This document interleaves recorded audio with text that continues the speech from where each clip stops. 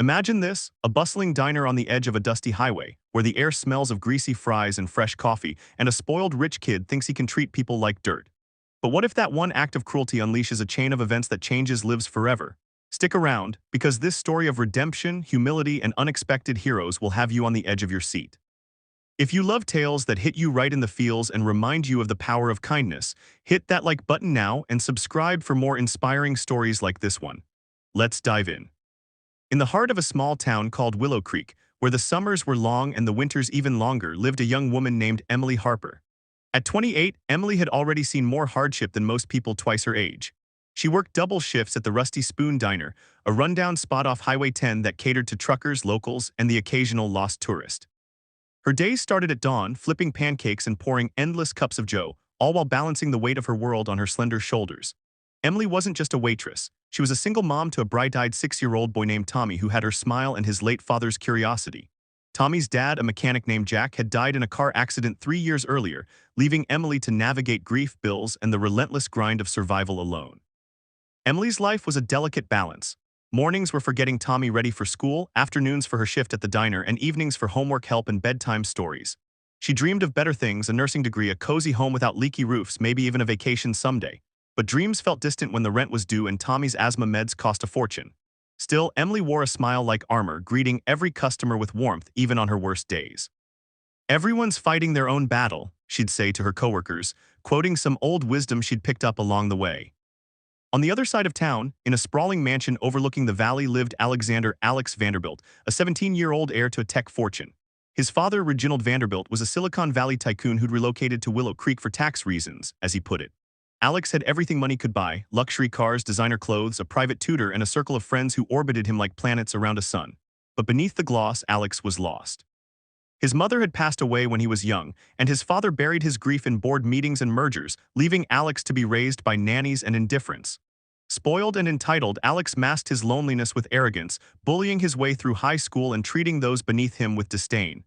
"The world owes me," he'd sneer, echoing his father's cutthroat philosophy. One sweltering Friday afternoon, fate, or perhaps karma, decided to intervene. Alex and his posse of rich kids pulled into the Rusty Spoon in a convoy of shiny sports cars, fresh from a joyride that had nearly caused an accident on the highway. They were loud, rowdy, demanding the best table despite the diner's no reservations policy. Emily, wiping sweat from her brow after a hectic lunch rush, approached them with her usual grace. "What can I get you folks?" she asked, notepad in hand. Alex, lounging in the booth like a king on his throne, scanned the menu with a smirk. "This place is a dump. Do you even have anything edible?" his friend snickered, egging him on. Emily kept her cool, suggesting the house special, a hearty burger with all the fixings, but Alex wasn't in the mood for politeness. When she accidentally spilled a drop of water while refilling glasses, her hands trembling from exhaustion, he exploded. "You idiot, watch what you're doing," he yelled, his face reddening. The diner fell silent. Emily apologized profusely, mopping up the spill, but Alex wasn't done. In a fit of rage, he stood up, leaned over, and spat right in her face. The glob landed on her cheek, dripping down like a tear she hadn't shed. Gasps echoed through the room. Emily stood frozen, humiliation burning her skin. She wanted to scream, to slap him, but thoughts of Tommy and her job held her back. "Please, sir, that's not necessary," she whispered, turning away to compose herself. Alex laughed, high-fiving his buddies.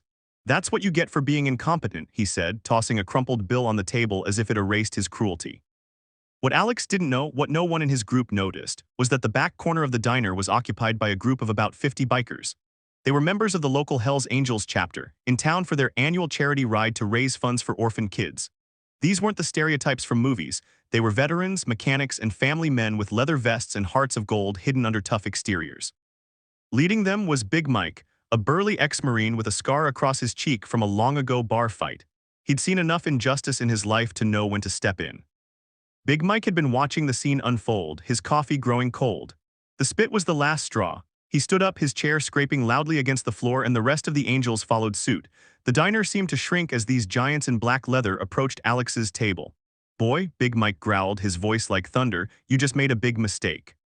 Alex's smirk faded. His friends shifted uncomfortably, suddenly very interested in their phones. "Who the hell are you?" Alex tried to sound tough, but his voice cracked.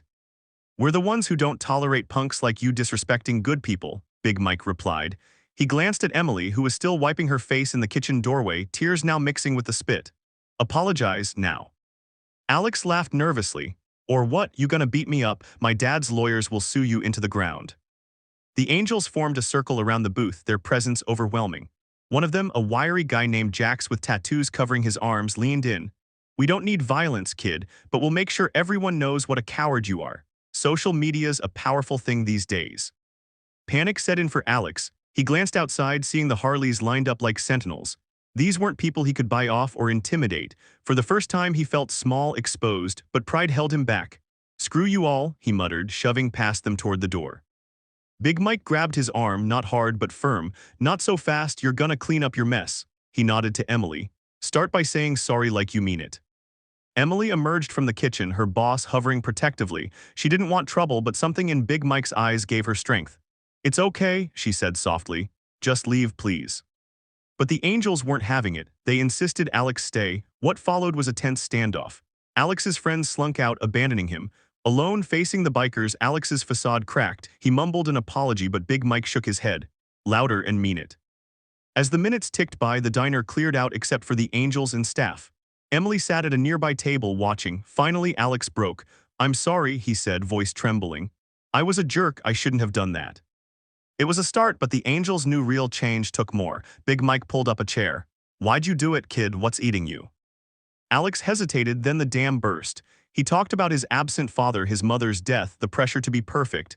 "Everyone expects me to be like him, ruthless, but I hate it." Tears welled up, surprising even him. Emily listened, her anger softening. She'd lost Jack, raised Tommy alone, pain she understood. "Life's hard for everyone," she said gently, "but that doesn't give you the right to hurt others." The conversation stretched into the evening. The angels shared their stories, lost comrades in war, family struggles, the code of respect they lived by. Big Mike revealed he'd lost a daughter to illness, channeling his grief into helping kids like Tommy. They invited Alex to join their charity ride the next day, not as punishment, but as a chance to see the world differently. Reluctantly, Alex agreed. His father, when called, was furious at first, but Big Mike's calm explanation over the phone about teaching the boy responsibility swayed him. "Bring him back in one piece," Reginald grumbled, secretly relieved someone was stepping in where he couldn't. The next morning, Alex showed up at the Angels' clubhouse, dressed in ill-fitting leather borrowed from Jack's. He looked ridiculous, but no one laughed. The ride was grueling, 200 miles through winding roads, stopping at orphanages and hospitals to deliver toys and donations. Alex helped unload boxes, talked to kids who'd lost parents like he had. One boy, about Tommy's age, hugged him after receiving a new bike. "Thanks, mister," the kid said. Alex's heart twisted. He'd never felt useful before. Back in Willow Creek, Emily faced her own challenges. That night after the incident, Tommy had an asthma attack triggered by stress she'd brought home. Rushing him to the ER, she worried about the bill. "Mommy, are you okay?" Tommy asked from his hospital bed. Emily forced a smile. "Always, buddy." Word of the diner drama spread. Locals rallied, starting a GoFundMe for Emily's nursing school. But the real shift came when Alex returned from the ride, changed. He sought her out at the diner. "I want to make this right," he said. No arrogance, just sincerity. Over the following weeks, Alex volunteered at the diner, bussing tables and washing dishes. He befriended Tommy, teaching him card tricks and sharing stories of his own childhood loneliness. Emily was wary at first, but saw the boy's genuine remorse. Challenges arose. Alex's old friends mocked him, his father questioned his softening. But the angels mentored him, showing toughness came from within, not wallets.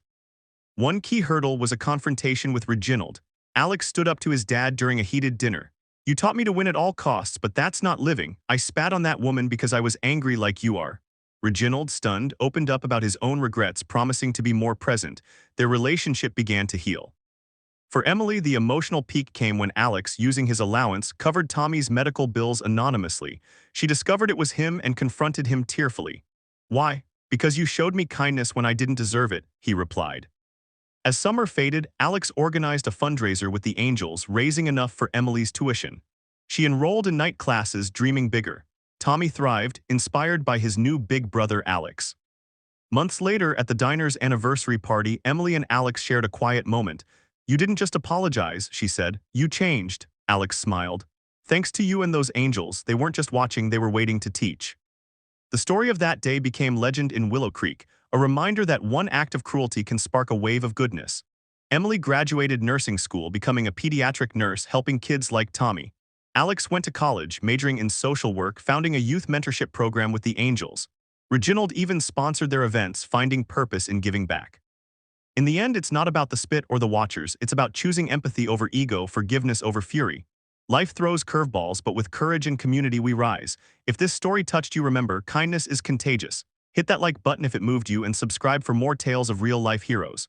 Who knows, your next act of kindness might change everything. Thanks for watching, see you in the next one. Word count, approximately 1,850. Extended for engagement while fitting a narrative pace suitable for a 10-15-minute YouTube video, as 400 minutes seems like a typo. Aimed for depth without excess.